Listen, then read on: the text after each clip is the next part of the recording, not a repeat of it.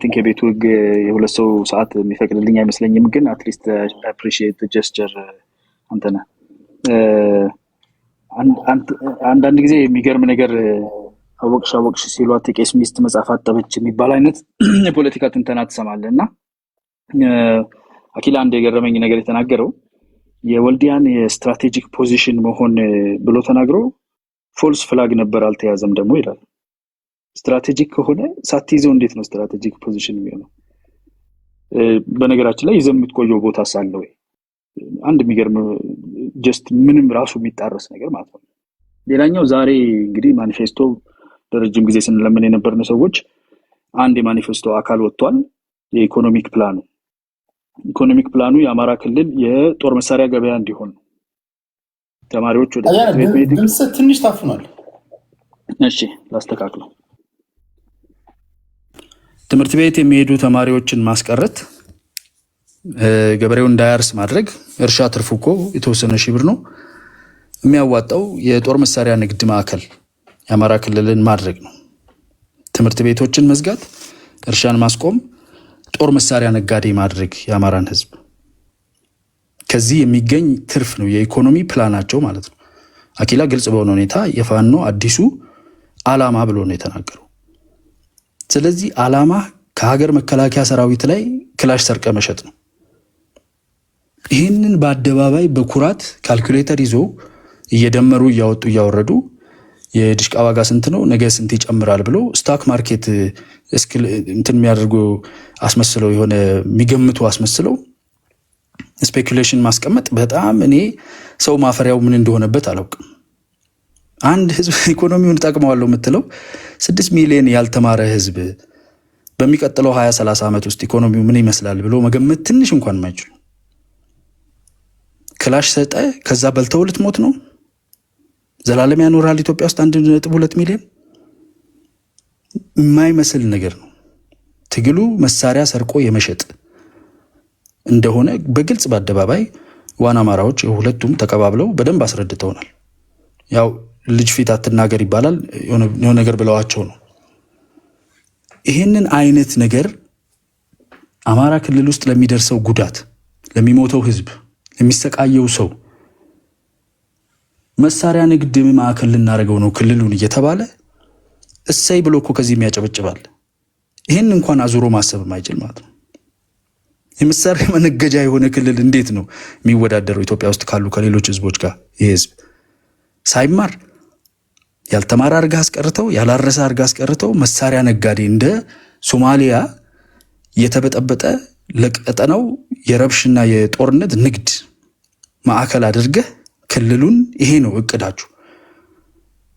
ለዚህ ነው የህዝቡም ልብ ከናንተ እየራቀ እንደሆነ አይታችሁታል። አውቋል አሁን ምን አይነት ሰዎች ውስጡ እንደተሰበሰቡ መሳሪያ ነጋዴዎች፣ ለሌላ አካል ተቀጣሪዎች።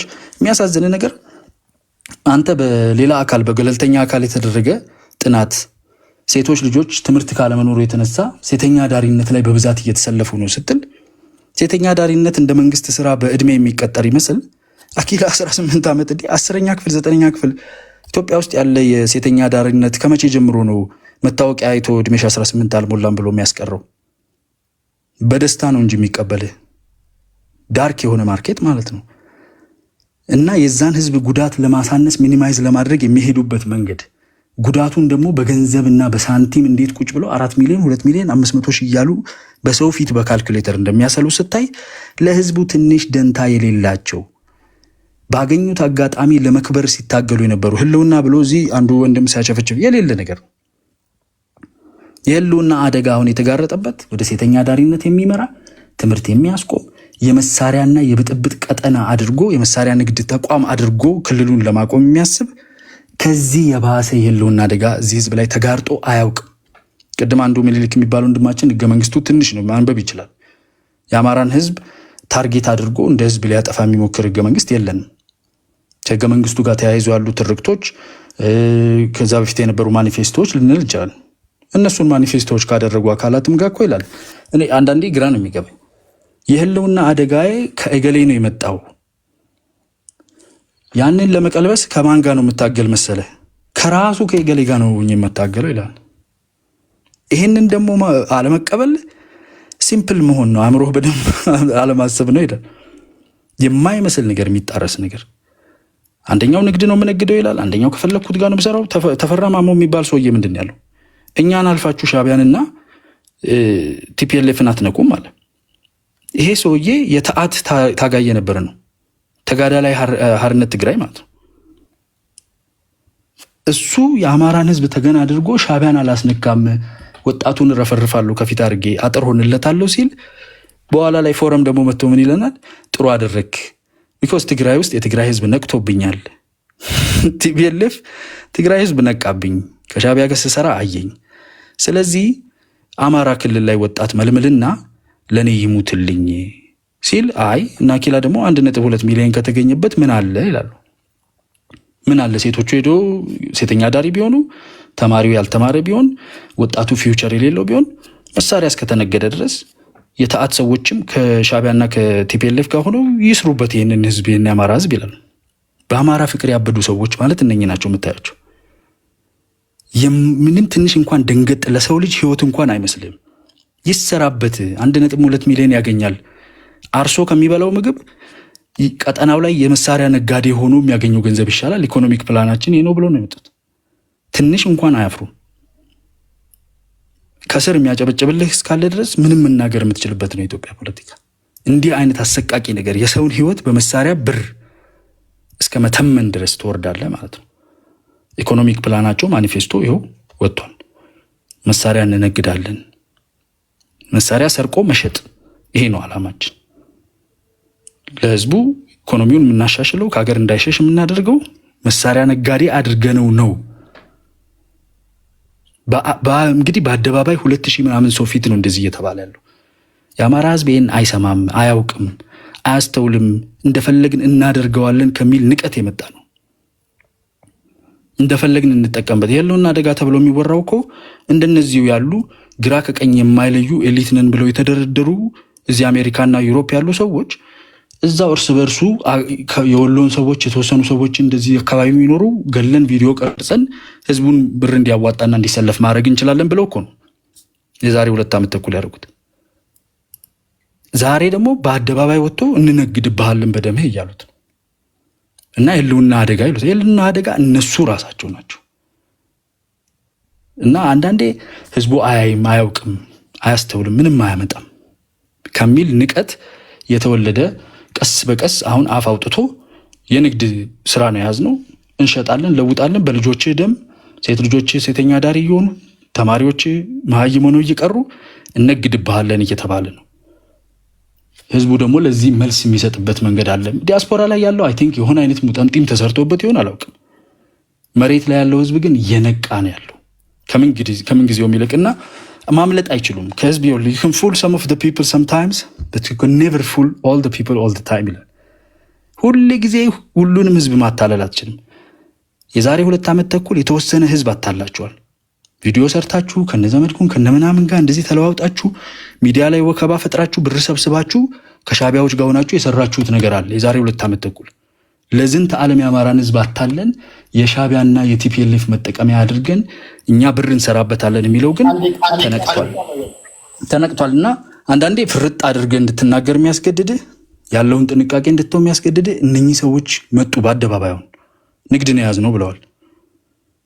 ዋና አማራ የሚባለው ግሩፕ በጣም ደስ የሚል ሆዱ ቲማቲም ነው፣ አይደብቅም። ፍርጥ ነው የሚያደርጋት ምጥቶ ሽቀላ ነው ብለዋል። ሽቀላ ነው።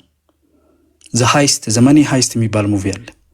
በአማራ ህዝብ በአማራ ልጆች ህይወት የህልውና አደጋ አለብህ ብለህ መኒ ሃይስት ነው እየሰራ ያለው እና በአደባባይ ስለነገራችሁን እናመሰግናለን። ከዚህ በላይ ብዙ መናገር የማያስፈልግም። ቴንኪዩ። ሰላም ደሩ።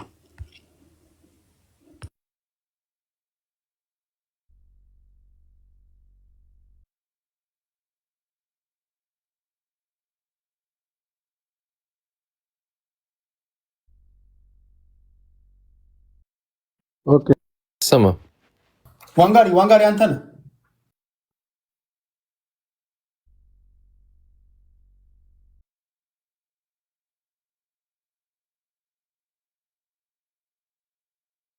ዋንጋሪ የለም።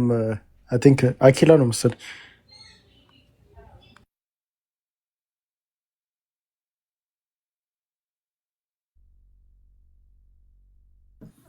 ዋንጋሪ የለህም? ዋንጋሪ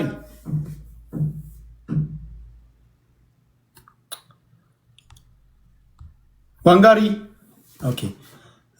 ምናልባት ወርዶ ይግባ ሰዓት ለመቆጠብ ከዋንጋሪ ቅድስት ናት አይደል? ቅድስት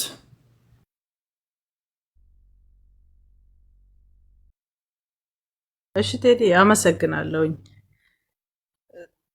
ዛሬ በጣም የማይመች ሁኔታ ውስጥ ስለነበርኩ እውነት ለመናገር መግባት አልፈለኩም ነበር፣ ግን አንዳንድ ነገሮች በጣም የሚያሳዝኑ ነገሮችን እየሰማሁ ነው ያለሁት። የአማራን ህዝብ ትግል ወስዶ ንግድ ላይ መጣል፣ የአማራ ህዝብ የህልውና አደጋ የተጋረጠበት አሁን በጣም በባሰ ሁኔታ እንደሆነ በደንብ የሚያሳይ ፖለቲካ የአማራ ህዝብ ላይ እንደመጣ በደንብ የሚያሳይና እንደውም ሁሉም አማራ በሚባል ደረጃ አሁን ላይ ተረባርቦ ነቀርሳውን ከላዩ ላይ ማስወገድ ያለበት ሰዓት ነው ብዬ ነው የማምነው። ይሄ ጦርነት በቀጥታ ከትላንት ወደ አማራ ክልል ላይ የተደረገው ጦርነት በቀጥታ የሻዕቢያ ተልዕኮ ትዕዛዝ የነበረበትና እቅዱም የሻዕቢያ ተልዕኮ ነው። ሁለቱ ሻዕቢያና ህወሓት ፌዴራል መንግስቱ ፊቱን ወደ እነሱ እንደሚያዞር ስለገባቸው በቀጥታ ማድረግ የያዙት ነገር ምንድነው? ጦርነቱን ኤርትራም ውስጥ እንዳይካሄድ ትግራይ ክልልም እንዳይካሄድ አማራን ታርጌት ያደረገና አማራ ክልል ውስጥ ብቻ ጦርነት እንዲካሄድ እየተደረገ ያለበትና አማራን እስከ ዘላለም ማውደም ተልዕኮ ይዞበት የመጡበት ነው። እንግዲህ በጣም በሚያሳዝን ሁኔታ መከላከያውን በተወሰነ ደረጃ ላይ ከበባ ውስጥ አስገብቶ በመግደል እና በማጥቃት መከላከያው ደግሞ መልሶ እርምጃ ሲወስድ ማንን ሊጎዳ እንደሚችል ይታወቃል። ስለዚህ አሁን በቀጥታ ታርጌታቸው ምንድነው? አማራን ክልል ማውደም። ጦርነት የሚባል ነገር ከክልሉ ሳይወጣ እነ ህወሓት ሳይነኩ እነ ሻዕቢያ ሳይነኩ የአማራ ህዝብ ይሄንን መከራ እንዲሸከም የማድረግ ስራ ነው እየተሰራ ያለው። ስለዚህ ደግሞ በደንብ ማሳያዎች መጥተዋል። ከዚህ በፊት የፋኖ አደረጃጀቶች ከሻዕቢያ ጋር የማይሰሩ ከህወሓት ጋር የማይሰሩ እየተባለ በጣም ብዙ ሽፋን እየተሰጠ የቆየባቸው ሁኔታዎች አሉ። አሁን ግን አይኑን አፍጥጦ እየመጣ የአማራን ህዝብ ላለፉት 30-40 ዓመታት በጠላትነት ፈርጆ የነበረ እልቂት እንዲደረግበት ዘር ማጥፋት እንዲካሄድበት ማኒፌስቶ ቀርጾ የነበረ አካል ዛሬ ከፋኖ ጎን እንደሆነ ለማስመሰል የሚሄድበት ርቀት እኔ የአማራ ልጅ እንዲነቃ ፈልጋለሁ። ዛሬ በየሚዲያው የሻዕቢያና የህወሓት ደጋፊዎች አንዳንዶቹማ እኔ ቅድም የነበሩ ሰዎችን እየሰማዋቸው ነበረ። አፍ መፍቻ ቋንቋቸው ሌላ እንደሆነ በግልጽ እየተናገረ አማርኛውን ለማውጣት እየተናነቃቸው ግን የአማራን ህዝብ የትግል እንትን የሆነውን ፋኖ የሚል ስያሜ ይዘው መጥተው ካዋረደን ከገደለን ጋራ እስካሁንም ለልቂት ከዳረገን ቡድን ጋራ ቢሰራ ምንም ችግር የለብኝም የሚል ጦርነቱ አማራ ክልል ውስጥ ቢሆንም ምንም ችግር የለብኝም የሚል ፖለቲካ ይዞ መጥቶ የአማራን ህዝብ ለዘላቂ ጥፋት እስከ መጨረሻው ድረስ መነሳት እንዳይችል የሚያደርግ ፖለቲካ እየተሰራ ያለበት ሁኔታ ነው ያየ ነው። በጣም ባሳዛኝ ሁኔታ ይሄ ውስጥ ለውስጥ ሲወሩ የነበሩትን ነገሮች ጀነራል ተፈራ ማሞ መጥቶ በግልጽ ነገረን። ዘር ከልጓም ይስባል ነው። እሱም ወደ ዘሩ ስለሄደ ነው፣ ሌላ ነገር አይደለም። እሱ ከአማራ ህዝብ ይልቅ የትግራይ ህዝብ እንደሚያሳዝነው ወይም ቲፒኤልኤፍ እንደሚያሳዝነው በደንብ እናውቃለን። ዘሩ ስለሆነ ወደ ዘሩ ነው ሮጦ የሄደው። እሱ አማራ ክልል ውስጥ ሆኖ የህወሓትን ፖለቲካ ለመፈጸም እየሰራ በአማራ ህዝብ ጫንቃ ላይ ቁጭ ብሎ የአማራ ህዝብ ውስጥ ተወሽቆ ህወሓትን ከነካችሁብኝ እኔ አልለቃችሁም የሚል የአማራ ታጋይ የለም። ህወሓትን ከነካችሁብኝ አልፎ ተርፎ ደግሞ ሄዶ ሻዕቢያን ከነካችሁብኝ አልለቃችሁም እያለን ነው። ስለዚህ ምንድነው ታዲያ ትላንትና ስታወራው የነበረው? ትርክ ተጽፎብኛል መከራ ያየሁ ነው ሲል የነበረውን የአማራውን ጥያቄ ነጥቀህ ይዘህ ወጥተህ እኔ ነኝ ይሄንን ማስፈጽምልህ ብለህ ወጥተህ ከጻፈብህ ገዳይ ጋር እሰራለሁ ብለህ ስትነሳ የአማራ ህዝብ አሁን መንቃት ያለበት ጊዜ ነው። የአማራ ህዝብ ትግል ለመነገድ አይደለም፣ ለመሸቀጥ አይደለም። ከማላይ ነው የአማራ ህዝብ የሚሰርቀው? ከሀገሩ ላይ ከህዝቡ ላይ። እንዴት የራስ ቅቤ ይበላል እንዴ? የአማራ ህዝብ መገለጫው ይሄ አይደለም። ሌብነት አይደለም፣ ዘረፋ አይደለም። ሀቅ እውነት አለው። ችግር ደርሶብኛል ነው ያለው። ሌሎች ኢትዮጵያውያን እንዲረዱለት ነው የፈለገው። እኩል መድረክ ነው የፈለገው። ፍትሃዊነት ነው ኢትዮጵያ ውስጥ የፈለገው እንጂ ዘራፊነት አይደለም። ስለዚህ ዛሬ መዝረፍ አለበት የሚሉን ሰዎች ማንነታቸውን ደብቀው የህዋት ፍቅር ልባቸው ውስጥ ቀብረው የነበሩ ትግል ሲመጣ ግን ሮጠው ሄደው የአማራን ስም ያንጠለጠሉ ጠላቶች ናቸው። በነገራችን ላይ ምንም ከሻቢያ ከቲፒኤልኤፍ ምንም ተልኳቸውን ይዘው መጥተው እዚህ ትግል ውስጥ የገቡ ናቸው። ስለዚህ አሁን በእርግጠኝነት መሬት ላይ ካለው በትክክል የአማራን ህዝብ ጥያቄ ይዞ ከመጣው ፋኖ የነተፈራን ጥያቄ ውድቅ የሚያደርግ የኔ ፍላጎት ከነዚህ ከሃዲዎች ጋር መስራት ሳይሆን የአማራን ህዝብ ህልውና በትክክልም ይዞ መምጣት ነው የሚል ይወጣል። ምንም ጥያቄ የለውም። አለበለዚያ የአማራ ህዝብ ይህንን የሚሸከምበት አቅም የለውም። እያታለሉ መኖር በፍጹም አይቻልም። የአማራን ህዝብ ይዞት የመጣው የሻቢያን ተልኮ እኛ ጫንቃ ላይ ግን ማስፈጸም አይቻልም። ስለዚህ መስመርህን የምታስተካክል ከሆነ መስመርህን ይዘህ ትቀጥላለህ ነው እዛ ክልል ላይ ያለውን ታጣቂ የሚለው። መስመርህን የማታስተካክል ከሆነ እንደተለመደው በኢትዮጵያ ፖለቲካ ውስጥ ደርግም ይምጣ የአማራ ጫንቃ ላይ ተጭኖ፣ ኢህአዴግ ይምጣ የአማራ ጫንቃ ላይ ተጭኖ፣ ብልጽግና ይምጣ የአማራ ጫንቃ ላይ ተጭኖ፣ አሁን ደግሞ ተመልሰው እንደገና ተገፍተው የሄዱ የተንኮታኮቱ ተመልሰው ወደ ኢትዮጵያ ፖለቲካ ውስጥ መግባት የማይችሉ የቲፒኤልኤፍ ኃይሎች እንደገና አማራ ጫንቃ ላይ ተጭኖ መጥተው እንደገና ስልጣን እንዲይዙ የሚፈቅድ አማራ የሚፈቅድ ትውልድ አይኖርም በምንም ተአምር።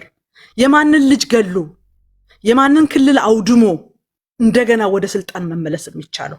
ይሄ እኮ በጣም ቀላሉ ነገር ነው።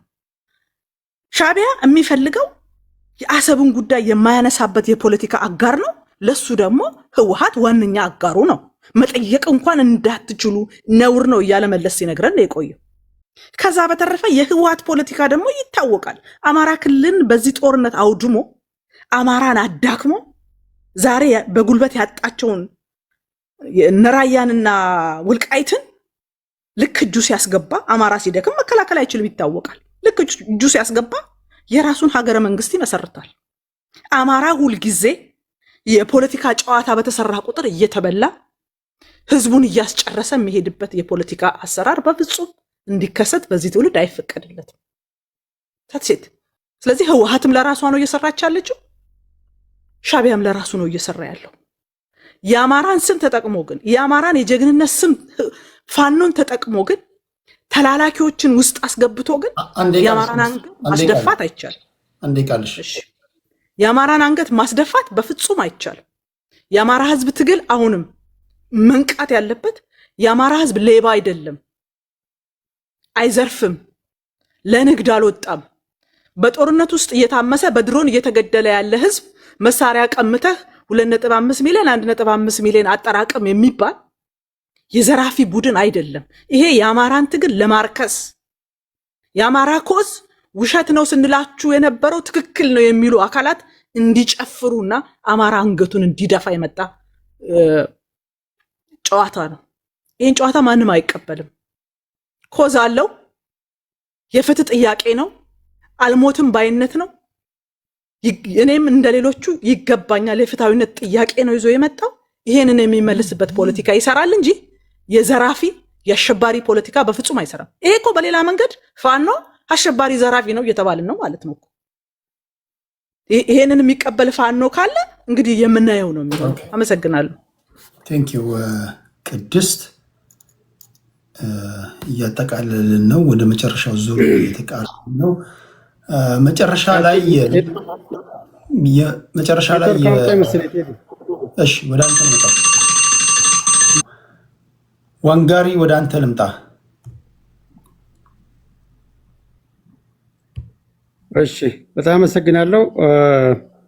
በእውነት ገና የቅድሙን የና አኪላን የና ዘርዓ ያዕቆብን ክርክር ከሰማሁ በኋላ የአማራ ህዝብ መከራ ገና እንደሆነ ገባኝ።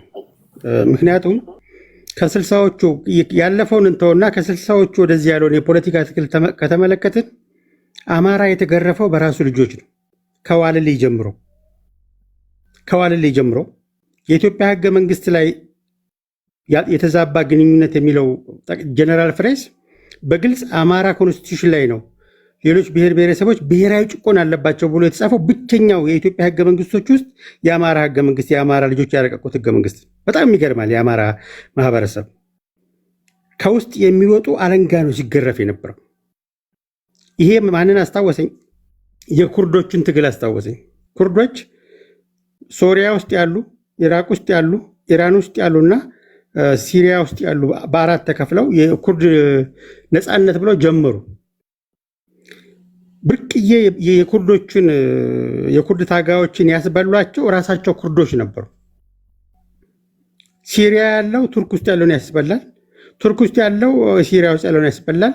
በዚህ መልኩ ነበር ሲጫወቱባቸው የነበሩት አራቱ ስቴቶች። በተለይ ኢራን ያሉት ኩርዶች ለመላው የኩርድ የሊብሬሽን ትግል መከራ ሲያበሉ የነበሩት ናቸውና ይሄም በመጨረሻ 20 ዓመት ትግል ከደረሱ በኋላ ትግላቸው በርካታ የኩርዶችን ታጋዮች ካስበላ በኋላ በውስጥ አርበኛ የፒኬኬ መስራች የነበረው በጣም ድንቅ ታዋቂው የኩርድ ታጋይ ሚስጥሩን ደረሱበት መጨረሻ ላይ። ከዚህ በኋላ የብሔር ትግል አያስፈልግም፣ እንዲያውም የሚያስፈልገው ለኩርዶች የሚያስፈልገው ዲሞክራቲክ ኮንፌዴራሊዝም ነው የሚባል ሎጂክ አምጥቶ በኩርድ ስም ሲደረግ የነበረውን ትግል ታጋዮች እንዲያቆሙ ያደረገ የፒኬኬ ትግል መሪ የነበረ ነው። አሁንም አማራ የገጠመው እንደዚህ አይነት ችግር ከዋልልይ ጊዜ ጀምሮ የአማራ ልጅ ነው አማራን ሲያስገርፍ የነበረው። በደርግም ስርዓት አማራ ነው ሲገረፍ የነበረው። በንጉሳዊ ስርዓትም አማራ መከራውን ሲበላ የነበረ ማህበረሰብ ነበረ። ማህበረሰቡ ግን በህገ መንግስቱ ግን ሌላው ማህበረሰብ ሲጭቆ እንደነበረ የሚገልጽበት። አሁንም በአማራ ስም አንዳንዶቹ በግልጽ ይታወቃሉ። ለአማራ የሚታገል የአማራ ህዝብ መከላከያን ጦር ከኋላ ወቅቶ ይቀበላል ብሎ በአደባባይ ምስክርነት አይሰጥም። ለካ ትክክል ነበር ዶክተር አብይ ማለት ነው። በጥቁር ክላሽ ከመከላከያ ሲዳከም ከጀርባ እየወጉ ሲቀሙ ነበር የሚባለውን ትክክል ያረጋገጠው የአማራን ትግል እዚጋ 3 አማራ ትግል ያደረጉት ሚኒሊክ እና ዘርዓ ያዕቆብ እጅግ የተለያየ ግብ ነው ያስቀመጡት። የአማራን ማህበረሰብ በኮንፊውዥን የሚያስበሉ፣ የሚያስገድሉ፣ የሚያቀጭጩ ከታሪክ አውድማ የሚያወሰጡ ስራዎችን እየሰሩ ያሉት የራሱ ከአማራ ወጣን የሚሉ አሊያም ደግሞ በአማራ ስም የሚነግዱ ኮንትሮባንዲስቶች ናቸው።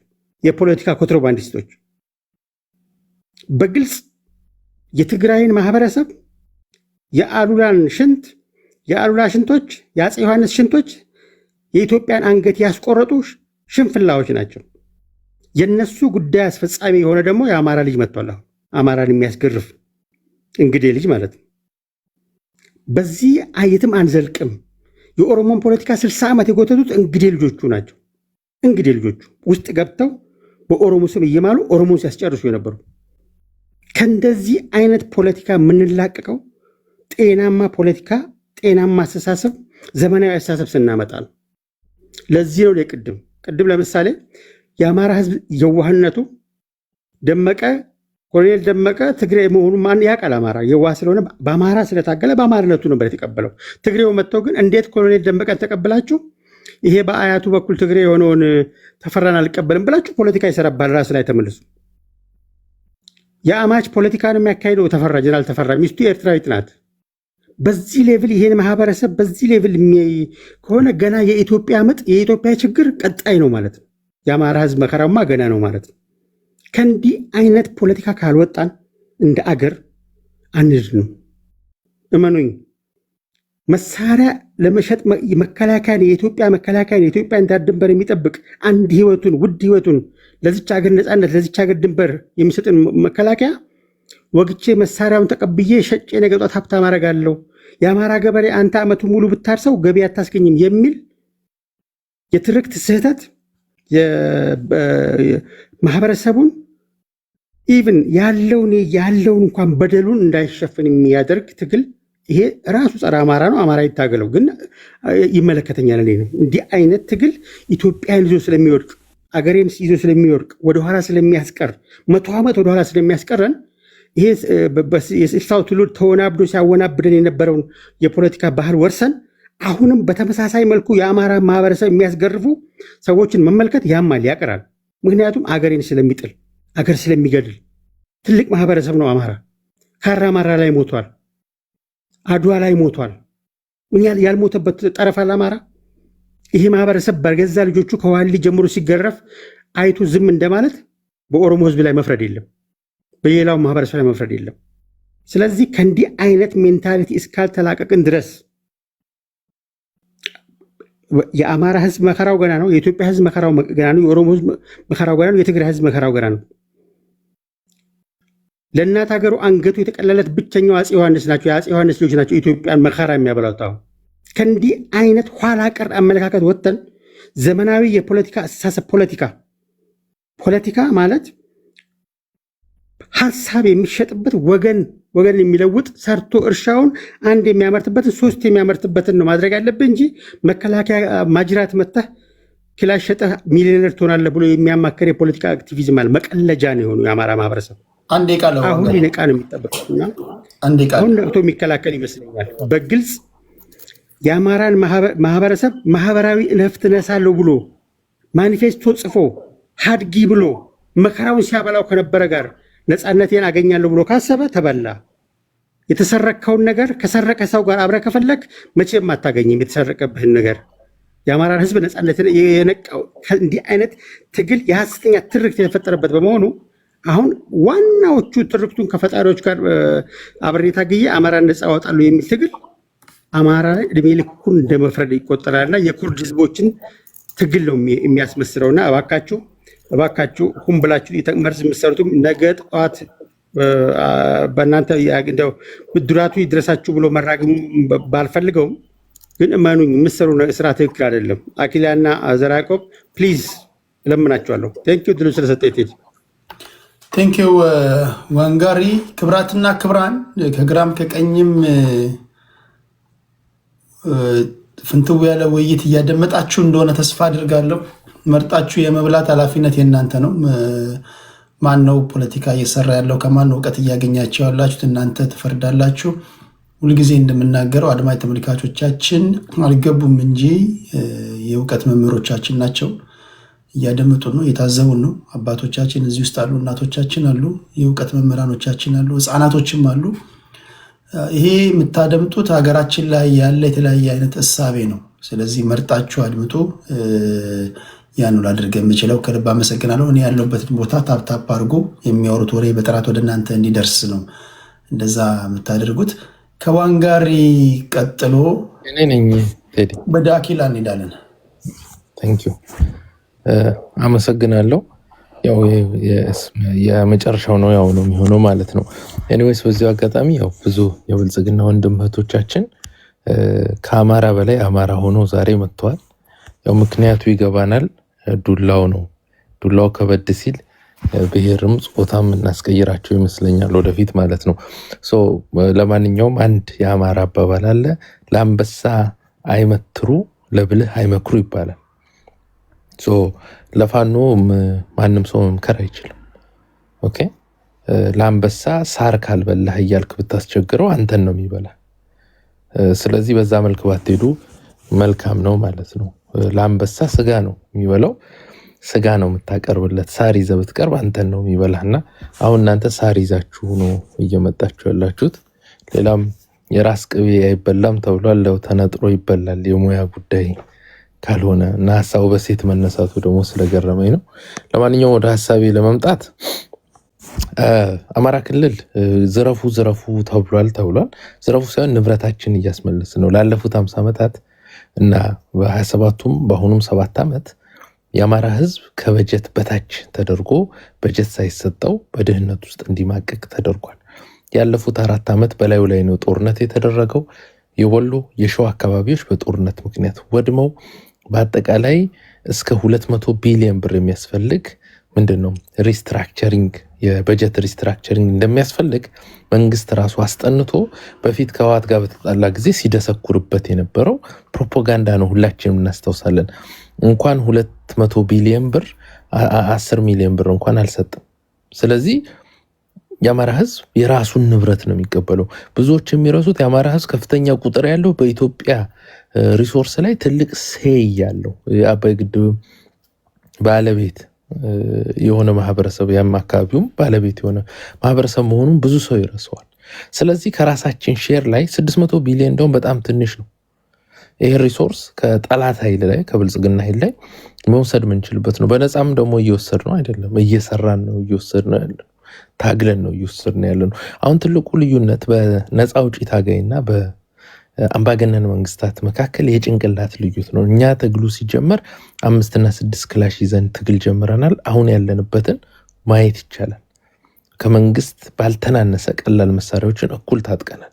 ያ የልፋታችን ውጤት ነው። ይህን ያመጣው የጭንቅላት ልዩነት ስላለን የአማራ ታጋይ ዝም ብሎ አሁን እዚህ አብዛኛው ለመበሻሸቅ ነው ትግል የሚመስለው። እኛ እንደ ዋና አማራም ወደ ትግል ስንገባ ኦሮሞን ለማብሸቅ ብልጽግናን ለማብሸቅ ምናምን አይደለም። ህዝባችንን ለመጥቀም ብቻ ነው የገባ ነው። ህዝባችንን ባይሁክ ወር ባይክሩክ እንጠቅመዋለን። ሪሶርሶቹን የሚያገኝበት ህልውና ትግሉ የሚያጠናክርበት እያንዳንዱን ነገር አዘርት የሚያደርግበትን ትግል ነው። አማራ ክልል 600 ቢሊዮን ብር ገብቷል። 600 ቢሊዮን ብር ኦኬ። የብልጽግና መንግስት እኮ የኤርትራን አሰብን ወስዳለሁ ቢኮዝ ሪሶርስ ነው ፋይናንሻል ጌን አለው ብሎ እኮ አስቦ እኮ ሰው ሀገር ሳይቀር ሄዳለሁ ብሎ እኮ እንቅስቃሴ ውስጥ ያለበት መንግስት ነው። እኛ ክልላችን ውስጥ ሊያውም የራሳችን ገንዘብ ሊያውም ደግሞ የራሳችን የሆነ 200 ቢሊዮን ብር በጀት ሪስትራክቸሪንግ የሚያስፈልገው ክልል 600 ቢሊዮን ብር ይዘህ አቅመቢስ ወታደር ይዘህ ከላከው የስ ስንችል በሽመል ካልቻልን በክላሽ ካልቻልን በድሽቃ መተን እንቀበለዋለን። ይሄ እንደ አንድ የአማራ ፖለቲካ ቲንክ ታንክ እዚህ ላይ ቤዝ ያላረገ ትግል የማናረግ ከሆነ ኪሳራ ነው። እስካሁን በፌዝ ነው የመጣን። የመጀመሪያው ህዝቡ ማነሳሳት ነው። በደሉን ተናግረናል፣ ሰልፎች ወጥተናል፣ ያንዳንዱ ሰርተናል፣ ህዝቡ ተነቃቅቷል። ሁለተኛው የአማራ ትግል የሚመስላቸው የብልጽግና ሰዎች እንደውን እስከ አዲስ አበባ ድረስ እንደ ህዋቱ ጦርነት እየተጫረሰን አዲስ አበባ ምንገባ ነው የሚመስላቸው። እንደሱ የምታስቡ ከሆነ አይ ቲንክ በጭንቅላት እኩል እንደሆነን ታምናላችሁ ማለት ነው። በጣም በሚያሳዝን ሁኔታ የአማራ ታጋይ በጭንቅላት ሁላችሁንም ይበልጣል። ስለሚበልጥ በውጤቱ እየታየ ነው። እንዴት እንደምንገባ አታውቁም። ግን እናንተ በምታስቡት በጣም የተጋነነ ጦርነት ግን አንገባም።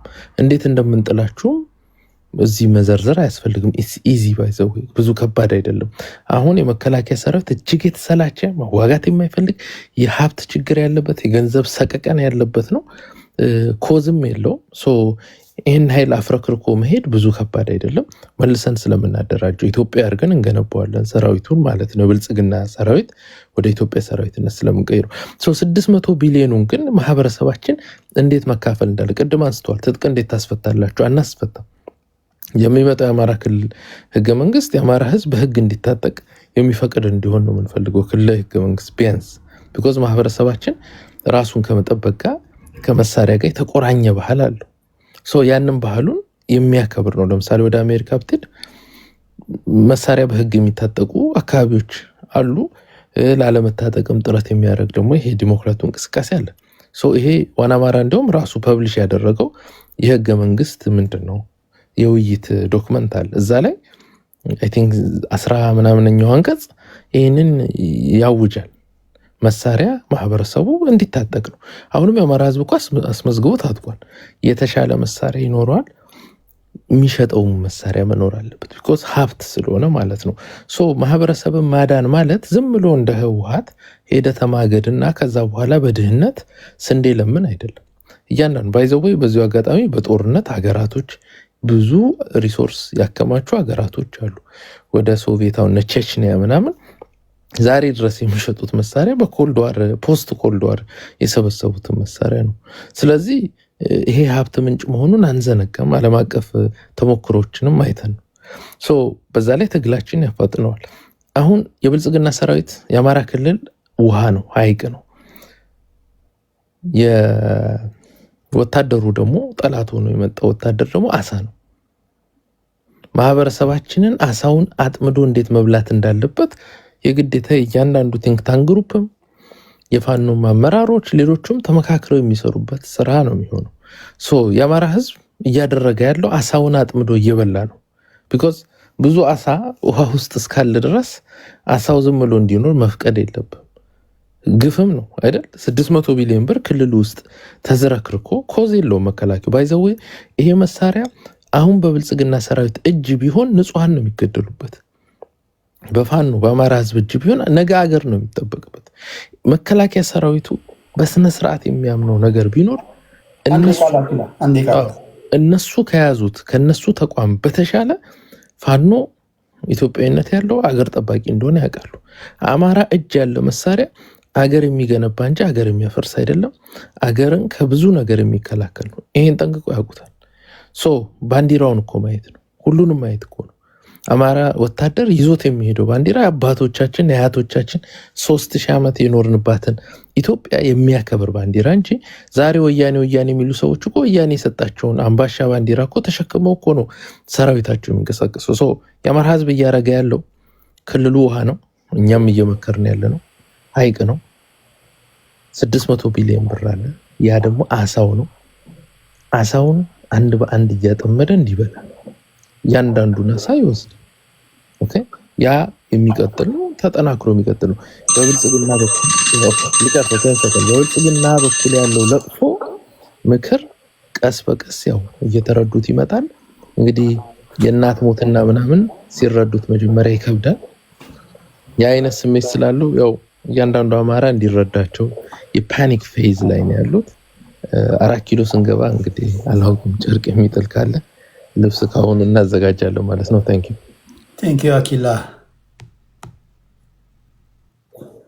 ዘራ ያዕቆብ ቴንክ ዩ አኪላ በደንብ ሄዶበታል። ታስተጋባለች ቴዲ እንትኗ ማይክ እንትን ኤኒዌይስ አኪላ በደንብ ሄዶበታል። አንድ ነገር የአብይ አህመድ ሰራዊት ፋይት የሚያደርግበት ምንድን ነው አላማው? ኮዙ አሁን ለምሳሌ የሀገር ሰራዊት ምንድን ነው የመጀመሪያ ሳማው የራሱን ማህበረሰብ ጥቅም ማስከበር ወይም ህገ መንግስቱን እንትን ማለት ማስከበር። አሁን እያደረገ ያለው መከላከያው የአብይ አህመድ ሰራዊት የኢትዮጵያን ጥቅም ዳር ድንበር እያስከበረ ነው የሰጠኝ አይደለም። ምን እያስከበረ ነው? አማራ ክልል ውስጥ ገብቶ ነው ንጹሃን እየፈጀ ያለው። አሁን ለምሳሌ ሞራል የሚኖረው ቢሆን ኖሮ ይሄ የአብይ አህመድ ሰራዊት ዳር ድንበርን የሚጠብቅ ምናምን ቢሆን ኖሮ ለሀገሬ ነው እየሞትክ ያለሁት ብሎ ሳማው አሁን እንደዚህ አይነት አሁን በገንዘብ ምናምን ላትገዛው ትችላል።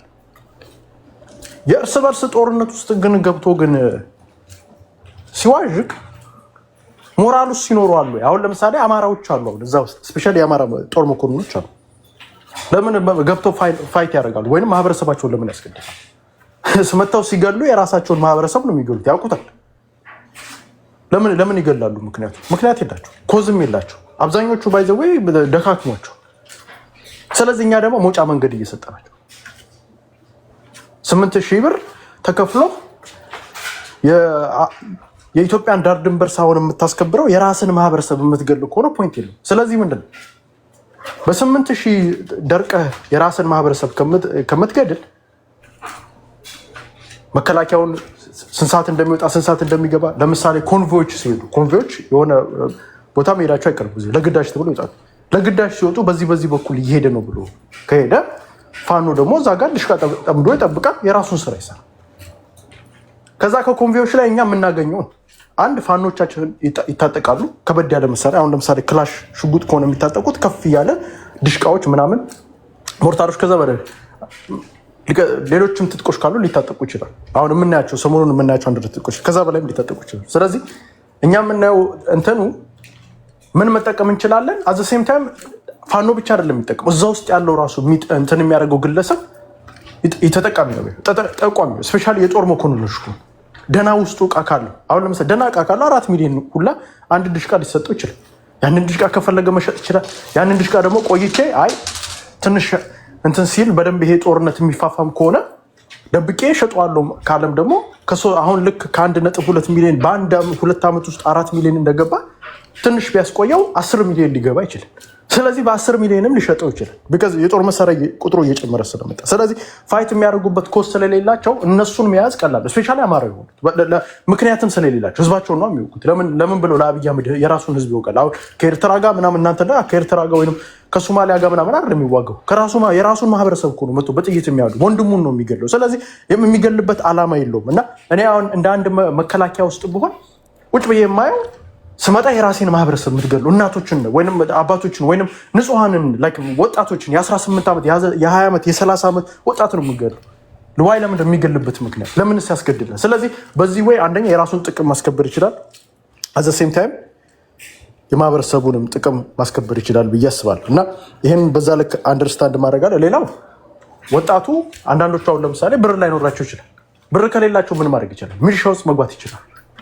ሚሊሻ ውስጥ የሚገቡበት አላማ ኖሯቸው ማለት ሚሊሻ ውስጥ ስትገባ የመከላከያን ምን ማድረግ ትችላለህ? መዋቅሩ ከየት ወደ የት በየት በኩል እንደሚወጣ በስነስርዓት አንደርስታንድ ማድረግ ትችላለህ። ስለዚህ እዛው ሚሊሻ ውስጥ ከብተህ ትጥቅ ተቀብለህ ሚሊሻ ስትሆን አሮማርክ ትጥቅ ይሰጧል። ያንን ትጥቅ ተቀብለህ መከላከያው በየት በስንት ሰዓት እንደሚወጣ ታውቃለህ። 1 ለ5 ከተደራጀ ይሸጧል። ባይዘው ለሚሊሻዎች በጣም ብዙ መሳሪያ ነው የሚሰጡት። መሳሪያውን ትቀበላለህ፣ ግን መሳሪያውን ግን ወንድምህን ለመምታት አይደለም የምታደርገው። ራሱን እዛው የሚወጣውን የአብይ አህመድ ሰራዊት እዛ ሆነ መምታት ይችላል። ስለዚህ there is a different ways ማድረግ የምችለው ነገር አለ እና በኤቭሪ ዳይሬክሽን እኛ ኤንድ ኦፍ ዘ ዴይ ማህበረሰባችን ቅድም አኪላን በስነስርዓት ሲለው ነበር ድሃ መሆን የለበት። ዋይ ለምን ድሃ የምንሆንበት? ከዚህ አሁን ለምሳሌ ይሄ ሁላ ሰራዊት ኢቨን በፋኖ ደረጃ መጨረሻ ላይ መስዋዕትነት ከፈለ፣ ተዋጋ፣ ምን አለ ይሄ ሁላ ነገር መስዋዕትነት ከከፈለ በኋላ ምንድነው ትርፉ የሚያገኘው? መስዋዕትነት ከፍሏል ለማህበረሰቡ። ሳማው እግሩ ሊመታ ይችላል። ቤተሰቦች አሉት፣ አብዛኞቹ እናት አላቸው፣ ልጆች አላቸው። መጨረሻ ላይ ይሄ ጦርነት ካለቀ በኋላ እንደ ፋኖም ራሱ ቁጭ ብሎ ካሰበ መጨረሻ ላይ ሳማው ምንድነው ይሄ ጦርነት ከተጠናቀቀ በድል ከተጠናቀቀ በኋላ ሚሊዮነር ሆኖ ነው የሚጠናቀቀው ትግሉ። ይሄ ኢትዮጵያ ውስጥ ብቻ አይደለም፣ አብዛኛው ሀገራቶች ላይ ስፔሻሊ በእንትን ይሄ ታጣቂዎች ሽምቅ ታጣቂዎች መጨረሻ ላይ ባለሀብት ሆኖ ነው የሚጠናቀቁት። ስለዚህ እኛ ዘ ሴም ታይም የምናየው ምንድነው ብዙ ሚሊዮነሮችን በኢትዮጵያ ውስጥ ማፍራት ነው አላማችን። ቢዝነስ ይሰራሉ። አሁን ለምሳሌ ቢዝነሶች የሚሰሩ ቢዝነሶች አሉ። ልክ ዋንስ ያንን ገንዘብ ካገኘ በኋላ የምሰሩች ቢዝነሶች አሉ እና ኤንድ ኦፍ ደኛ የህሉና ጦሩን ኦልሬዲ አልፈነዋል። ቢካዝ ለምን ማህበረሰባችን ኦልሬዲ የህሉና ነገር እንዳለበት አስረድተን ማህበረሰቡ አንደርስታንድ አድርጎት ከዚህ በኋላ አማራ እየተገደለ ነው እየተገደለ መሆኑን ያውቅ። አሁን ግን ምንድነው ዋናው ኢኮኖሚ ነው። እናንተም አሁን ከዚህ በፊት አንተን ሳይሆን እዚህ ውስጥ ቤት ውስጥ ያሉት ሰዎች ሲጠይቁ የነበሩት የአማራ ማህበረሰብ እኮ በኢኮኖሚ እየተጎዳ ነው። አዎ አሁን ደግሞ መካሻ ኢኮኖሚ መካሻ ደግሞ ይዘመታል። ያ ደግሞ 600 ቢሊዮን ብር አማራ ክልል ውስጥ እየተዟዟረ ነው። ያ ብር መውጣት የለበትም ብለን ነው። ያ ብር አማራ ክልል ውስጥ ኪፕ መደረግ አለበት። ማህበረሰቡ መያዝ አለበት ያን ገንዘብ። መከላከያ ኤቭሪ ታይም በወጣ ቁጥር ብሮች ናቸው እየወጡ ያሉት። መከላከያ የአብይ አህመድ ስራ እና እችን ላስደምጥህና እኔም በዚህ ያው ቴዲ ለምታደርገው ነገር ያው ዘንድ ኦፍ ተዴ ፍትሃዊ የሆነ ሁላችንም ታወያያለን። አንድ እችን ላስደምጥህና ሰው አንደርስታንድ እንድታደርገው ይሄ እዚህ ብቻ ሳይሆን መሬት ላይ ያሉት ፋኖችን የሚናገሩትን አንድ ሀብት እዚህ አማራ ገበሬ እንግዲህ የመጨረሻው እድልህ እየደረሰበት ያለው ጊዜ ስለሆነ ይህን እድልህ እንግዲህ የመጨረሻው እድልህ እየደረሰበት ያለው ጊዜ ስለሆነ ይህን እድል መጠቀም አለብህ ብዬ አስባለሁ። አንደኛ ከአብራክ ክፋይ ልጆችህ ስንት ዋጋ አንተም እየከፈል እነሱም እየከፈሉ ይህን ትግል ከዚህ ደረጃ ደርሰዋል። አሁን ላይ የያዘውን ትጥቅ ይዞ ሳይወጣ ሲገፍ ሲያሰቃይ የነበረውን እየያዝክ መታጠቅ አለብህ ማለት ነው። ስትታጠቅ እያመጣህ እያስመዘገብክ የቡድኑን መሳሪያ የሚገባህንም ገንዘብ እየሰጠን የምትይዘውን የፈለግከውን አንተ እየያዝክ እንድትታገል ወይም መጠበቂያህን እንድትይዝ ስንል ጥሪያችንን እናቀርባለን ማለት ነው። ኦኬ፣ ይሄው ለገበሬው ነው። ገበሬው ምን ራሱን አደራጅቶ እያለ ያለው ምንድነው? ገበሬው ተደራጅቶ 1 ለ5 ሚሆን 5 ለ10 እንደፈለገ አድርጎ ተደራጅቶ ከተደራጀ በኋላ እዛ ያለው አማራ ክልል ውስጥ ያለው ገዳይ ቡድን አለ። እሱም ቡድን ትጥቁን ካስፈታው ያስመዘግባል። ካስመዘገበ በኋላ ከፈለገ ኪፕ ማድረግ ይችላል፣ ለራሱ ማስቀመጥ ይችላል። ከፈለገ ደግሞ ምን መሆን ይችላል? ያንን ነገር ለፋኖ መሸጥ ይችላል። ስለዚህ ይሄንን ነው እንትን ፍትሃዊ ሆኖ ነው እየጠየቅ ያለው እና ይሄ ኦልሬዲ መሬት ላይ የወረደ ስራ ስለሆነ ባለፈውም ያው አይ ቲንክ የባለፈው እንትን ስፔሻሊ ላስት አካባቢ የተደረገ ትልቅ ስራ ነው የተሰራው። ስፔሻሊ አሳምነው ኮር የሚባሉት የሰሩትም ስምላር ነገር ነው። የከተማው ሰዎች ነው የሚታጠቀው ራሱን ያስጠቃል። ከተማ ውስጥ እኮ ናቸው መከላከያዎች። ከገበሬው ቀጥሎ የከተማ ሰውም ራሱ ይታጠቃል። በሴንቲንግ ተደራጅቶ መጠቆም ሊሆን ይችላል። እንደፈለገ አድርጎ መደራጀት ይችላል። ያው እዚህ ዲቴል ውስጥ እንትን ማድረግ ስለማልፈልግ ነው፣ ግን ያው በደንብ አንደርስታንድ ታደርገዋለህ ብዬ አስባለሁ። ግን እኛ እንደ ኦፍ የኢኮኖሚ ጫና አለው። የአማራ ህዝብም እንደሌላም ኢትዮጵያ የኢኮኖሚ ጫና አለው። ግን አማራ ክልል ውስጥ ግን በኢኮኖሚ ወድመናል፣ ምን ብለናል። ስለዚህ ማህበረሰባችን ደግሞ መደሄት የለበትም፣ በኢኮኖሚ ራሳችንን መገንባት አለብን ብለን እናስባለን። ትጥቅ ትግሉንም እያደረግን ይሄ ተመጋጋቢ ነው። ትጥቅ ትግልን ታደርጋለህ፣ አዘሴም ታይም ኢኮኖሚውንም ታሳልጣለህ ማለት አንድ ላይ ሆኖ የሚመጣ ነው እና ትጥቅ ትግል ብቻ እያደረግን በኢኮኖሚ ማህበረሰባችንን እየጎዳን አንሄድም። እስፔሻሊ ብር ይዞ መከላከያ ሲዞር የአብይ አህመድ ወታደር እያንዳንዱ ወታደር አንድ እንትን ክላሽ 150 ሺህ ከሆነች እያንዳንዱ ጥይት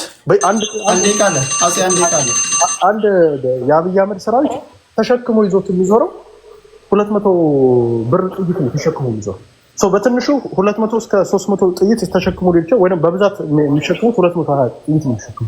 ስለዚህ ኦቨርኦል አንድ መከላከያ ወይም እዛ የአብይ አህመድ ሰራዊት ከአንድ ቦታ ወደ አንድ ቦታ ሲሄድ እያንዳንዱ ሰው 200 ሺህ በላይ እቃ ይዞ ነው እየዞረ ያለ። ስለዚህ ይህንን አንደርስታንድ ማድረግ አለብን። ያው መከላከያውም በተቻለው አቅም ለማህበረሰቡ እየሰጠ ቢወጣ ጥሩ ነው። ለምን የሚሞትበትም አጀንዳ ስለሌለ ብዬ ስለማስብ ነው።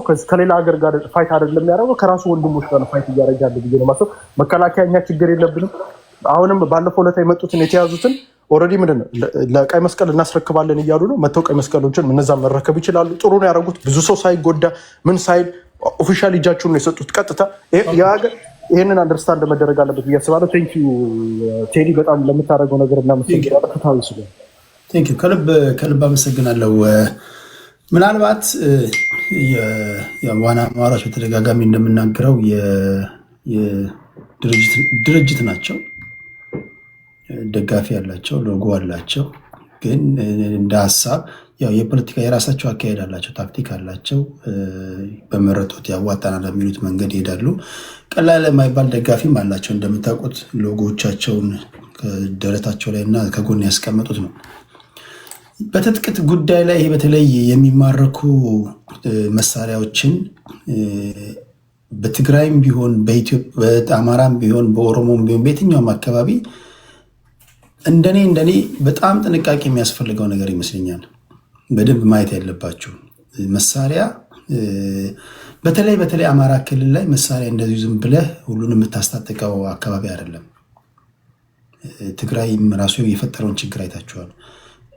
ይሄ እንደዚሁ እንደምናወራው አይደለም። ነገ ከነገ ወዲያ ልሰብስብ የምትልበት ጊዜ ላይ በጣም አስቸጋሪ ነው የሚሆንብህ። ራሱን በቻለ መልኩ አሁን እንኳን ባለው ነባራዊ ሁኔታ ላይ ቂም በቀል መወጣጫ፣ ተፈላልገ የምትገዳደል፣ ደም የምትመላለስ በጣም አስቸጋሪ ነው። ምናልባት ከህዝቡ ዘላቂ ሰላም አኳያ ይሄ እንዴት ያለ መፍትሄ እንደሆነ አስባችሁ እንዳመጣችሁ አላውቅም። ነገር ግን ጀስት እንደ ስጋት እንደ ጥያቄ ይህን ነገር ወደፊት ምናልባት አስባችሁበታል ወይ የሚለው ወደ ሌላ ጊዜ ትመልሳላችሁ። ትግራይ ክልል የሆነውን አይታችኋል። ደቡብ ትግራይ ላይ የሆነውን አይታችኋል። ቲፒኤልኤፎች ለራሳቸው ትጥቅ ፍቱ ሲባሉ እምቢ ያሉ፣ እዛው ክልላቸው ውስጥ ደግሞ ትጥቅ ለማስፈታት ደግሞ የሄዱትን ርቀት አይታችኋል። ሚሊሻዎችን ሰብስበውና ከአቅማቸው ውጭ እንደሆኑና መጨረሻ ላይ ትጥቅ አንፈታም ያሉ መልሰው ራሳቸው ላይ እንደተነሱባቸው ነገሮች እንደምናወራው ቀላል አይደለም። ሁለተኛ አንድ ሰው ትጥቅ ስትሰጠው ያ ሰው ሊሰራበት ይችላል። ሊሰራበት ማለት ምን ማለት ነው? በከፋው ሰዓት ተስፋ ያለው ሊነጥቅበት ይችላል። ወንበዴ ሊሆን ይችላል። ሽፍታ ሊሆንበት ይችላል። ንጹሐንን ሊገል ይችላል። ስለዚህ ትጥቅ እንደዚሁ ዝም ብለን እናስታጥቃለን የምትሉት ነገር አይደለም። ይህ ኃላፊነት በጣም የሚያስፈልገው ነገር ነው። በጣም በጥንቃቄ መታየት ያለበት ነገር ነው። እንደዚህ እንደምናድለው ፖስት ካርድ አይደለም። ኢቨን እንኳን መንግስት ራሱ በመንግስት ደረጃ ራሱ የተሰሩ ሚስቴኮችን የምታውቁት ነው። በሰሜኑ ጦርነት ላይ ማርካችሁ ታጠቁ ብሏል አይደል? የፌዴራል መንግስቱ ማርካችሁ ታጠቁ ካለ በኋላ ድጋሚ አንዳንድ ጊዜ በወቅቱ ስንናገረውና ያቺ የግርግር ጊዜ ካለፈች በኋላ ትጥቅ ለማስፈታት የምንፈልግበት ጊዜ ሊኖር ይችላል። ነገ ከነገ ወዲያ ሀገር አስተዳድራለሁ እያልክ ያለ ፓርቲ ወይም ደግሞ ስብስብ እያንዳንዱ እርምጃ በጣም በጥናት የተመሰረተ ካልሆነ በጣም አስቸጋሪ ነው የሚሆነው። መንግስት ከፕሪቶሪያ ስምምነት በኋላ ትጥቅ ፍቱ ሲላቸው አማራ ክልል ላይ ሆኖን አይታችኋል፣ ትግራይ ላይ ሆኖን አይታችኋል። እንዴ ማርካቸው ታጠቁ ብለህን የለ እንዲ ለምንድን ነው የምንፈታው የሚል እንደገና ትጥቅ ያነሱ ነፍጥ ያነሱ እንደገና እንደተነሱበት አይታችኋል። እና በተለይ ይሄ የነፍጥ ጉዳይ ላይ በጣም በጥንቃቄ ሊታይ የሚገባው ነገር ነው። ወላጆች እዛ አካባቢም ካሏችሁ ዘመድም ካላችሁ እዛው አካባቢ እንደኔ ይሄ የሚመከር አይደለም፣ ወንጀልንም የሚያስፋፋ ነገር ነው። ከይቅርታ ጋር የአማራ ህዝብ የታጠቀ ማህበረሰብ ነው። አይነው አውቃለሁ። የታጠቀ ማህበረሰብ ነው። ምንም ጥያቄ የለም። የታጠቀ ማህበረሰብ ነው። የታጠቀ ማህበረሰብ መሆኑ በራሱ መንገድ ፕሮስ ኤንድ ኮንስ አሉት። ትግራይም የታጠቀ ማህበረሰብ ነው ከአፍ እስከ ገደፉ። ግን የምታዩት ነው ምንም ማንወሻሸው ነገር አለ አይደለም። ስለዚህ አንድ ሀገር ውስጥ እኔ እንደኔ በጣም ነገሮችን በጥንቃቄ ለማየት እናንተ ምናልባት ለማየት የፈለጋችሁት አንግል እኔ ይገባኛል። ግን ምናልባት ያላያችሁበት አንግል ካለ በዛ ላሳያችሁ ብዬ ነው። እንደዚሁ እንደ ቀላል ስናወራው ቀላል እንዳይመስል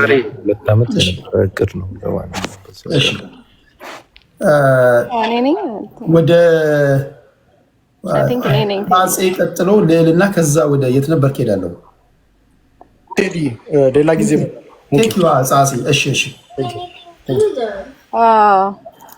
ቴዲሻ ሰላም ነው አሉ እንዴት ነሽ ልዕልና? አለን አገስ ወርዶች የእንቁላል ቀቃይ ማለት እችላለሁ። አንተ ቤት የእንቁላል ቀቃይ ልጅ ማለት ይቻላል? ለምን አይቻልም? ፖለቲካሊ አንተ አንዳንዴ ሰው እንትን ስለምትል ነው። እሺ እንቁላል ቀቃይ ልጅ ማለት ይቻላል። ምን ችግር አለ? ኦኬ በመጀመሪያ የተፈጠረውን ነገር ስሰማ አሁን እንደረሸኗቸው እዚህ ሩም ውስጥ ነው የሰማሁት። ይሄ ትግል አልለውም። this is pure terrorism ነው ማለት ነው። የቲፒኤልኤፍን ቴሮሪዝም ነው ካልኩት this is terrorism too። ምንም ለፖለቲካል ሪዝን አትረሽንም። ፖለቲካል ፐርፐዝ ካለ ልትገላ አትችልም። እነዚህን ሰዎች ፋኖ ብዬ ልጠራ ከዚህ በኋላ አልችልም። እንቁላል ቀቃይ ልጆች ነው የምላቸው።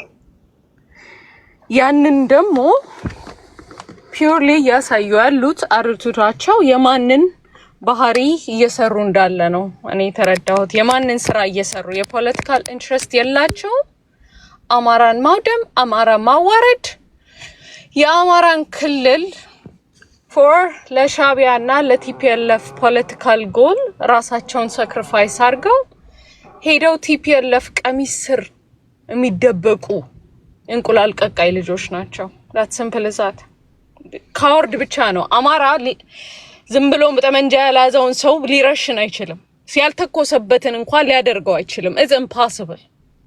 ይሄ ሪሊ ሃፕን ካረገ በቃ መስመራቸውን ስተዋል እነዚህ ሰዎች። አማራ ነኝ ብሎ ፕራውድሊ እንደዚህ አይነት ነገሮችን ፑሽ የሚያደርግ ይሄ ልቀበለውም አልችልም። ቲፒኤልኤፍን ለምን ተቃወምኩት? for what reason ነው ያንን እንትን ያደረኩት? መከላከያን ስለረሸኑ መስሎት በተኛበት። ይሄኛውም ደግሞ the same thing is happen እያደረገ ነው። ሌላው በጣም ከፌደራል መንግስትም ሆነ ከክልሉ መንግስት ክላሪቲ እንዲኖር የምፈልገው ተጠያቂነትን ማየት ፈልጋለሁ። የፈለገ ብትለኝ እንደዚህ አይነት ቴሮሪዝም ስራ ገብተህ ባንዴ እንደዚህ ለማድረግ without inside help ይሄ ነገር ይሆናል ብዬ ልቀበል አልችልም። ሀፕን ያደረገውን ነገር የክልሉ መንግስት በለኝ የፌደራል መንግስትን በለኝ ይሄ ነገር እንደሚመጣ ሳያውቁት ቀርቶ ነው ልልህ አልችልም። ቢካዝ እቅዱን እርግጠኛ ነኝ ፕሪፔር እንደሚያደርጉ ከማን ጋር እንደሚሰሩ ኤኒቲንግ የሚያውቁት ነገሮች ሊኖሩ ይችላል ብያለሁ። ኤክሰፕት ሰዎቹን ዲቴል ያላወቋቸው ነገሮችን ካሉ ኤኒቲንግ ማለት ነው። ሰው ተጠያቂነትን ከመንግስት በኩል ከአማራ ክልል መንግስት ሆነ ከፌደራል መንግስት ላይ እዚህ ነገር ላይ ሲሪየስ ወስደው ይህን ነገር ክሊር ማድረግ አለባቸው የሚል ስታንድ ነው ያለኝ። ካውንታቢሊቲን ፕሬሸር ካላረክ ከዚህ በፊት ካውንታቢሊቲን ለማምጣት ራሳቸውን ሲመዛዝኑ ራሳቸውን ሲያጸዱ አይተናል። ሁለት ቦታ መንግስት ጋር እዚህም የሚጫወት ሌላ ኃይል አለ ማለት ነው። አሁንም ሁለት ቦታ የሚጫወት አለ ማለት ነው። ያንን ደግሞ ማጽዳት የሚቻለው ካውንቢሊቲ ማምጣት፣ ራሳቸውን እንደገና ሪቪው ማድረግ፣ ማጣራት ምናምን መጀመር መቻል አለባቸው ብዬ ነው ማምነው። ያንን ካላመጡ ከነሱ ጋርም ችግር አለ ማለት ነው። the only thing is እዚህ መድረክ ላይ ሲነገሩ የሰማኋቸው ነገሮች አሉ በዋን አማራ ግሩፖች ሶ ኮልድ ማለት ነው። ስሙን መያዛቸው ራሱ ያቃጥላል። ግን መሳሪያ ታጥቀ ይሄን ያህል ገንዘብ እንትነላል። ሰምታችሁ ከሆነ አንድ ንሳቸውን እንኳን በስም ጠርተው ጀግና አላሉ። ዲስትራክሽን ነው የሆኑት። ያደረጉትን ነገር ከቨር ማድረግ ነው የያዙት። ሰው አቴንሽን ይሄን ያህል ገንዘብ ታገኛለህ፣ ይሄን ያህል ከፈለሃል፣ ይሄን ያህል እንትን ይልሃል። ይሄን ምን እንዳረጉ እንኳን ስለሚያፍሩበት መልሰው ስለሚያውቁት በጣም ከሌላው መንጋ እነሱ ቬሪ ኬርፉሊ ስለሚሄዱ ይሄን ነገር ተጠንቅቀው እየተናገሩት ነው ያሉት፣ እንደ ዲስትራክሽን ማለት ነው። ይሄን ነገር ደግሞ መቼ ሲያረጉት ነበር መሰላችሁ? ቲፒኤልኤፍ ከቲፒኤልኤፍ ጦርነት ላይ ፋኖና መከላከያ በሚጋጭበት ሰዓት ላይ the same exact tone ሪካርዱን ማግኘት ከቻልኩኝ እፈልገዋለሁ።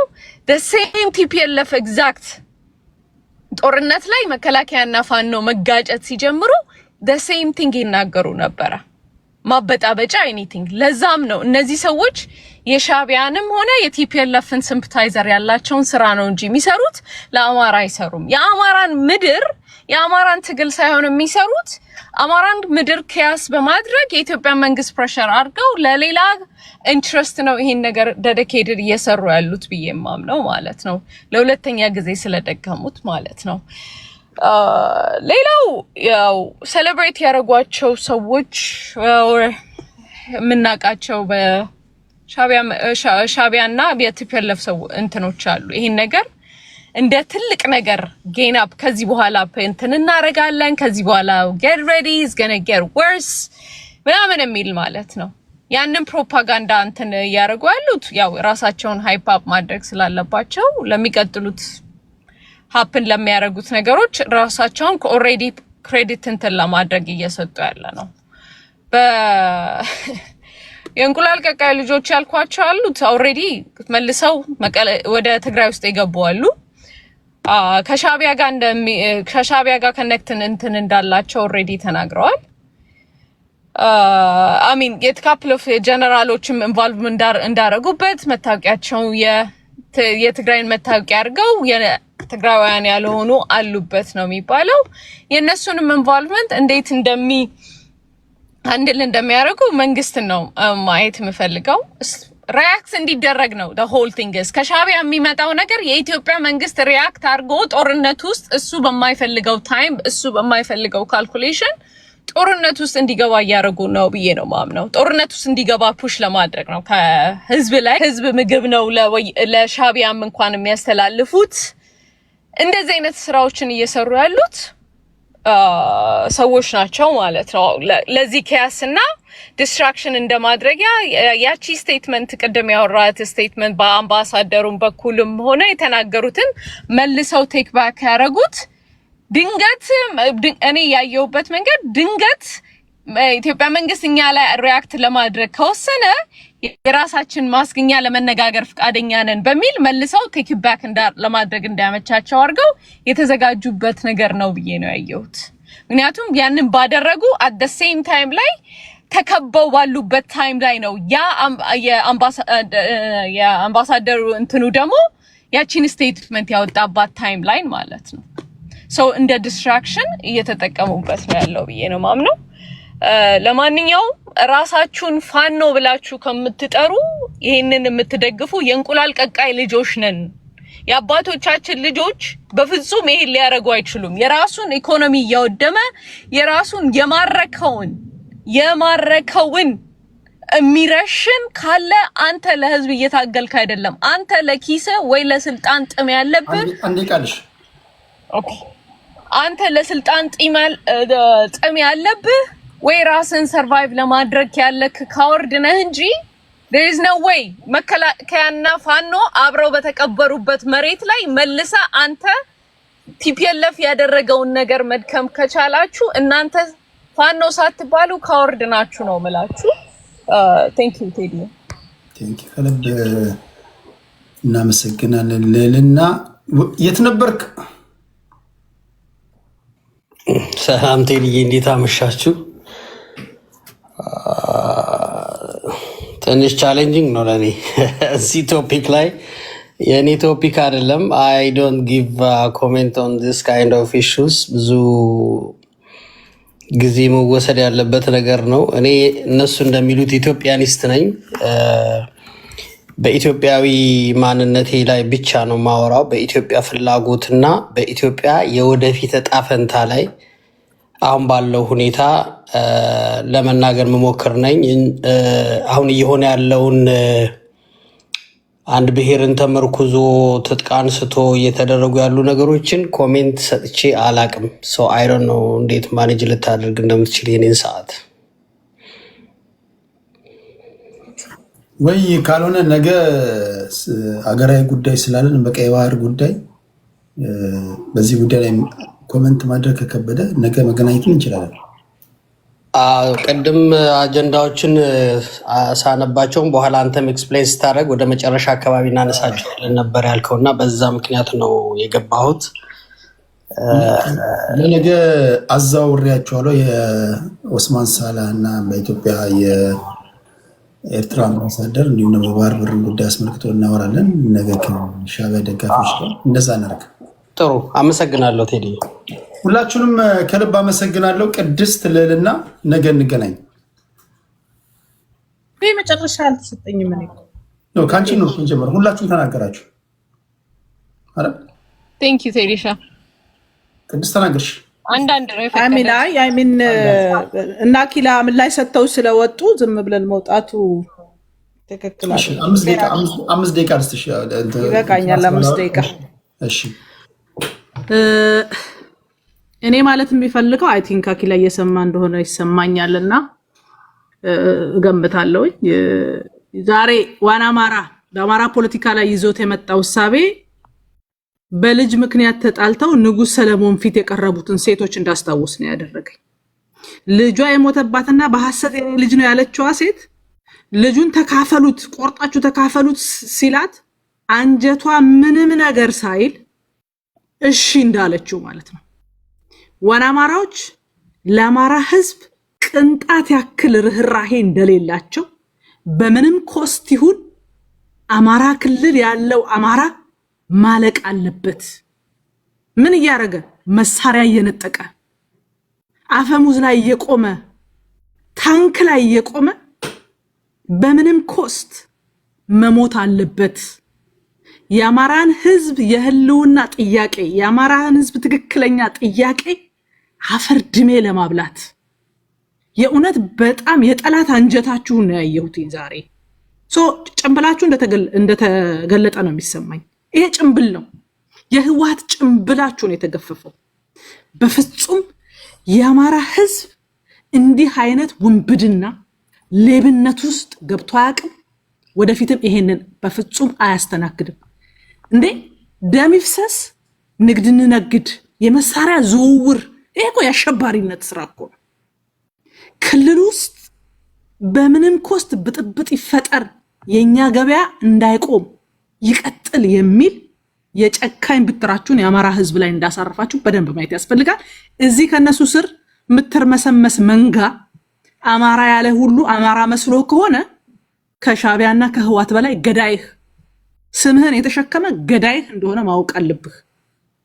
በፍጹም ይሄ ባህላችንም ወጋችንም እስከዛሬ አሳይተነው የምናቀው ያልሆነ ይልቁንም የፖለቲካ ስሪቱ የማረከውን የምትገድል ከሆነ የምትዘርፍ ከሆነ የምትደፍር ከሆነ ስራውም ግብሩ የየትኛው አካል እንደሆነ በደንብ የሚታወቅ ከዚህ በፊት በጣም ብዙ ማስረጃዎች ሊቀርቡባቸው የሚችሉ ነገሮች ቅድም እንደደና ነገር የማነው ስሙን የምሬ ወዳጆን ንግግር ይዞ ይመጣል። በዚህ በሁለት ቀን ውስጥ እኮ ሁለት ፋኖነን ብለው የተቀመጡ ሰዎችን አሰላለፋቸው የት እንደሆነ አይተናል። ተፈራ በግልጽ ወጣና ህወሓትንም እንዳትነኩብኝ ሻቢያንም እንዳትነኩብኝ አለ። ድሮም ሲጠረጠር የነበረ ሰው ነው። እሱ ለየለት። ከዚህ በኋላ የአማራ ህዝብ ተፈራም ብሎ የሚሞትም የሚታገልም እንደሌለ ያየዋል። ምሬ ዛሬ መጣና በምንም ኮስት ዝረፉና እኛ እንገዛችኋለን አለ። ይሄ ማለት ወጣቱ ክልሉን አተራምሱት ነው እኮ፣ ህዝቡን መከራ ሳዩት ነው። አማራ ክልል ውስጥ የሌላ ብሔር ስንት ነው ያለው? የአማራ መኖሪያ አይደለም እንዴ? የአማራ እናቶች፣ የአማራ አዛውንቶች፣ ህፃናት መኖሪያ አይደለም እንዴ? ግደሉና ዝረፉና እኛ እንገዛችኋለን የሚል በቀጥታ ክልሉን የማተራመስ ዘላለማዊ ረፍት የመንሳት ስራዎች እንደሰሩ በግልጽ አምጥቶ አሳይቶናል። እና ይሄ መረጃ እንደውም የሚያሳየን ምንድነው? የአማራን ስም የተሸከሙ ባንዳዎች፣ የህዋት ፈረሶች ክልሉን እያመሱት እንደሆነ በደንብ የሚያሳየን ነው። በግልጽኝነት እናየዋለን። ሰሞኑን ወጥተው የህዋት ሰዎች አማራ የሚባለውን ስም ለመጥራት የሚጸየፉ ዛሬ መጥተው ፋኖ እንዲህ ስላረገ ደስ ብሎናል፣ ፋኖ ጎበዝ ነው፣ እንደዚህ ጀግና ነው ምናምን የሚሉት ውሸታቸውን ነው። እነሱ ክልል ምንም አይነት ጦርነት መደረግ እንደሌለበት ስለሚያምኑ ህወሓት ክልሏ ውስጥ ጦርነት ብታደርግ የትግራይ ህዝብ እንደዚህ ቀደሙ እንደማይሸከመው ስላወቀ ፈረሶች እየፈለገ አማራን የማውደም ስራ ነው እየተሰራ ያለ። አማራ ህዝብ መንቃት አለበት። ይሄ ዝም ብሎ በመንጋ የሚሄደውም ሰው በየቀኑ አማራ ክልል ለሚገደለው ለሚሞተው ሰው መሳሪያ እንደሆነ ማወቅ አለበት ለማለት ነው። ቴንክ ዩ ቴዲ። ቴንክ ዩ ቅድስቲና፣ ከልብ ነው ማመሰግነው።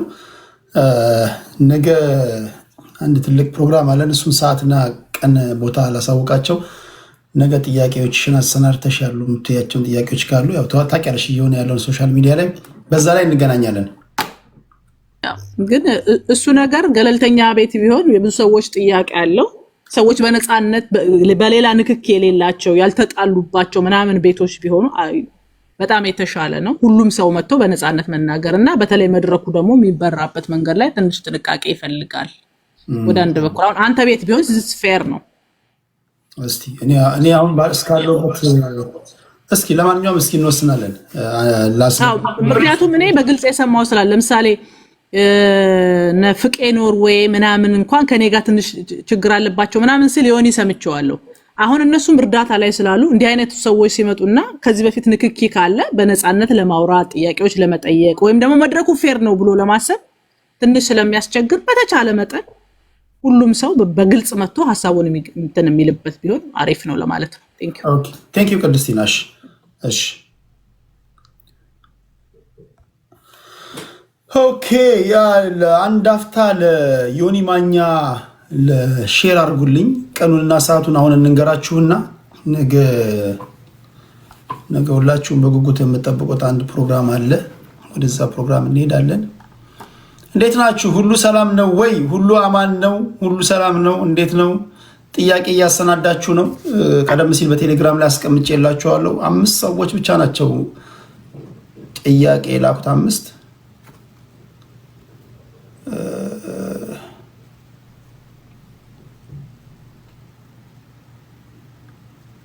ነው ወይስ ዝም ብላችሁ